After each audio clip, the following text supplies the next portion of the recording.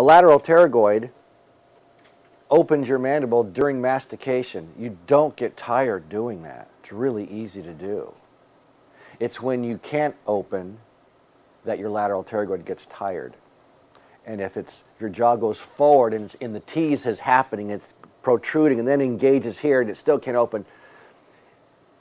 During that parafunctional act, the occluding of the teeth beyond 0.2 seconds, when there's time to generate intensity. You cannot generate intensity in 0.2 seconds of contact.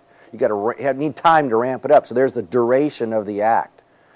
During the duration of the perpetual occluding, persistence occluding, that's when the cervical muscle says, lateral pterygoid, you're having a hard time. Well, I'll tell you what, we'll try to pull the maxilla up and back. You try to pull the thing down. Let's just get after it. So people don't really chew like that. You know, this isn't going back, well, this is going down, but this is still bracing during the event. It's a very minor contraction, so you don't really see any head jerking around. It's just there to balance the whole thing. As this is being pulled down, this sort of pulls back, but it just holds it still. That's why it's all relative. But once things are occluded and can't reopen, both the digastric, lateral pterygoid, and these cervical muscles are one's pulling down, one's pulling back. So it's during parafunction that is occurring. So if you had jerking around, it's just there to balance the whole thing. As this is being pulled down, this sort of pulls back, but it just holds it still. That's why it's all relative. But once things are occluded and can't reopen, both the digastric, lateral pterygoid, and these cervical muscles are one's pulling down, one's pulling back. So it's during parafunction that is occurring. So if you had bilateral... We're going to look at something called a working side interference. Now that's TM Da Vinci code. A working side interference is describing a potential contact during closure. It's an interference to the condyle's ability to arrive at CR because two teeth will contact and prevent it from happening. That's what the interference is describing. If teeth are already in contact, the closures happen. Okay. It's over. Now we're going to find this as more of a resistance point. Now I went back a while ago and made these little squiggly lines to remind you that this isn't occlusion, this is occluding. These teeth are occluding because those temporalis muscles are in constant contraction. Otherwise it would have been a still shot. Now it's a live action shot of chronic constant clenching. If this is the working side, we're going to put a bolus over here. Actually, it won't be a bolus. It's a parafunctional act now. But what we would call the working side interference would mean this side would touch and that side wouldn't. How do you get one side to touch and not the other? You need this side to be anchored. So that temporalis will maintain contraction. This one's going to knock it off finally. That lateral pterygoid will take the opportunity to translate the condyle, and if this is already as high, I drew it sort of weirdly, so it looks really high up there. We'll call that CR. When it comes down, those will separate. These cannot because the elevator will maintain its contraction. Here it goes. Is this a working side interference? Not really. I want to change the terminology. It's a working side resistance. The side that the teeth are touching, we call that the working side. It should be the parafunctional side. There's no food in there. We should reserve that term work and function for true masticatory activity. But we're going to maintain working side for purposes of not to change everything all at once. So here's this working side resistance. That's funny. The vertical dimension of that occluding contact dictates how far that condyle translates before the teeth separate altogether.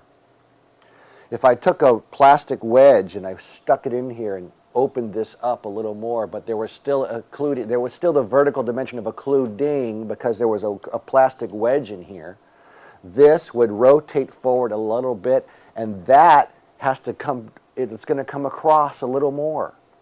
So the greater the vertical dimension of occluding unilaterally dictates the degree of translation on the other side. Is that sinking in?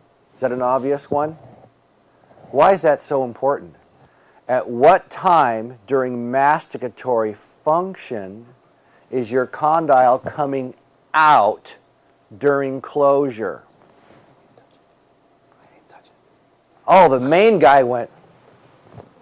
It was really cool to see, because normally you're like, okay. During masticatory function, you've got a bolus that you are elevating against, and it's a dynamic movement. You're moving against something. Right now, there's a squeeze here, and this is coming out while this is squeezed up. It's weird. At what time during masticatory function, when you're chewing right here, this mandible is moving up through the bolus. This is rotating back to the safe harbor. Because the closer those teeth get, the more compaction the bolus has, and the intensity of contraction is elevating, but things are moving. That's okay. And the condyle said, as this bolus is moving back, the circuitry is getting more complete. It's a more intense contraction. The condyle is going back to the safe harbor. Perfect. We've got a serious problem, Houston. Now we've got contact, and this guy's coming out. He's being pulled out of his safe harbor during elevation. That's just weird. That's great. It's called parafunction. We call that a working side interference, as if, it's a working side. Let me fix it. You can really hurt yourself by doing that, and it happens all the time.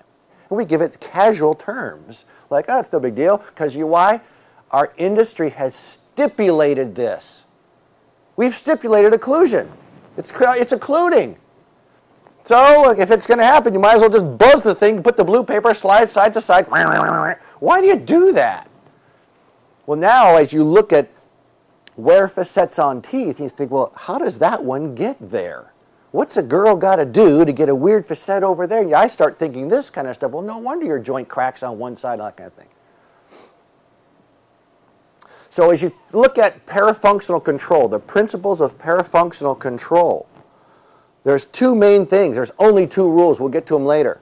You want minimal muscle contraction intensity. If that guy wasn't contracting so hard, the anchor wouldn't be so profound. So the opposite side lateral pterygoid has no resistance to what it's trying to do. Resistance is a function of that anchor. You want minimal muscle contraction intensity, and you want that condyle in its safe harbor as best as you can. You want it unrotated and back up in there. So you want minimal vertical dimension of occluding, because the vertical dimension of occluding is what dictates. That's the only thing you can dictate. You can't make them not go forward. You can't stop them from translating, but you monkey with the vertical dimension of occluding by unrotating a little bit. So there's only going to be two rules. Minimal muscle contraction intensity. How do you get it? Incisal edge contact all the time. Minimal joint strain. How do you get it? The only way you can affect it is minimal vertical dimension of occluding when they move to these excursive positions. There they are. Minimize elevator contraction intensity. Minimize joint strain by minimizing condylar rotation during the excursive or protrusive events. And I keep saying during excursive protrusive events because we reserve the ability, the right to increase vertical in a centered clench. That comes later today. So parafunction is a persistence of closing, which is the fault of the elevator. And that persistence of closing, that gives you the resistance to reopening. And that's where the conflict is. That's where the pathology generates.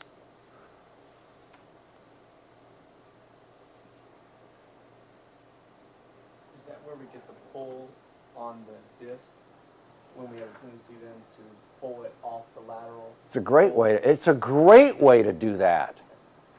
So as you keep watching this thing, we could sit here and watch it for 30 seconds and say, why did you choose to have it go grrr for that long?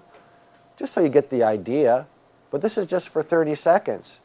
Some people are 30 years old, and they've been doing this nightly since they've been 21. How in the world does a 30-year-old normal, healthy female have one arthritic joint and the rest of her body's just fine? What's a girl got to do? You got to do weird stuff like this. Was there a question? Yeah. It's okay to ask the question, but you have to accept the answer. We don't know. And when your patient asks you that, because you're going to say some things that seem so profoundly proper and right on target, and they will ask you, well, how do I cause that? You say, it's a sleep disorder. No one's figured out why the engine turns on and runs the way it does. I'll have an analogy during migraine to show you a little better handle on how you can explain how you don't know what's causing. You can say this is not a tooth problem with your tooth. I can fix your tooth. There you go. This is a neurologic disorder that's in the third division. That's dentistry's division. So we have a neurological disorder in the dental division of the nerve. So we have to, it's still a neuromuscular condition. Well, you just can't, you can monkey with the teeth to deal with some of the signs and symptoms, but we want to go farther back upstream and cut it off up higher or manage it higher.